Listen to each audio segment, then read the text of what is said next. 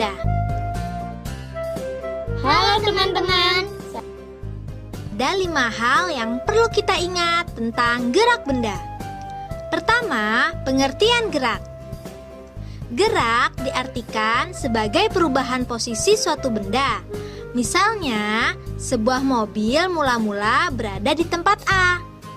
Beberapa waktu kemudian, mobil berada di tempat B. Maka, mobil tersebut dikatakan telah bergerak dari A ke B. Kedua, gerak benda berdasarkan lintasannya. Berdasarkan lintasannya, gerak benda dibagi menjadi 2, yaitu gerak lurus dan gerak melingkar. Gerak lurus adalah gerak benda yang lintasannya berupa garis lurus. Contohnya, gerak jatuhnya buah kelapa dan gerak cahaya lampu senter. Gerak melingkar adalah gerak benda yang lintasannya berupa garis lengkung atau lingkaran. Contohnya, gerak komedi putar dan gerak peluru meriam. Ketiga, faktor-faktor yang memengaruhi gerak benda. Apa saja ya? Yuk kita cari tahu. Gerak benda dipengaruhi oleh ukuran dan berat benda, bentuk benda, dan permukaan benda. Ukuran dan berat benda mempengaruhi gerakan benda tersebut loh.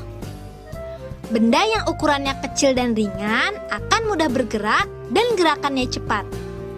Sedangkan benda yang ukurannya besar dan berat akan sulit bergerak dan gerakannya pun jadi lambat. Sebagai contoh, kita bandingkan kursi dan lemari. Kursi lebih mudah digerakkan karena kecil dan ringan. Sebaliknya, lemari susah digerakkan karena besar dan berat. Gerak benda juga dipengaruhi oleh bentuknya. Benda yang bentuknya bulat lebih mudah dan lebih cepat bergerak dibandingkan dengan benda yang bentuknya segi 4 atau segitiga. Coba perhatikan gerakan roda mobil, sepeda, atau kendaraan beroda lainnya. Kendaraan-kendaraan tersebut dapat bergerak dengan mudah karena rodanya berbentuk lingkaran. Sekarang, bayangkan jika roda berbentuk segi 4 atau segitiga. Pasti kendaraan-kendaraan tersebut akan sulit bergerak.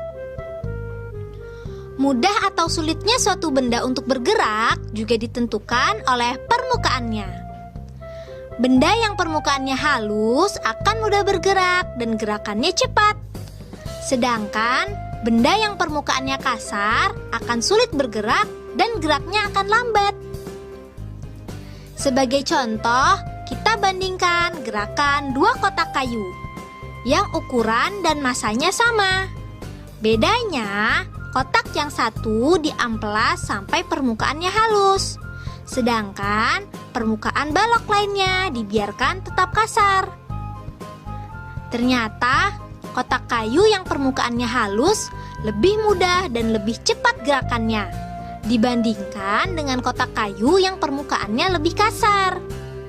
Nah, itu tadi beberapa hal yang perlu kita ingat. Diingat-ingat ya.